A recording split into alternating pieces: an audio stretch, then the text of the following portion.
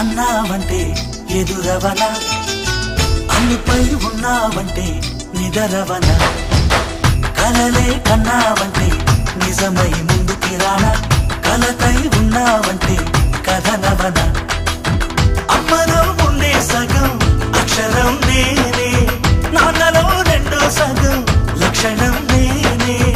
అమ్మ తోడు నాన్న తోడు అన్ని నీకు అన్నే చూడు, చెల్లిపోని బంధం నేనమ్మా చిట్టి చెల్లెమ్మా.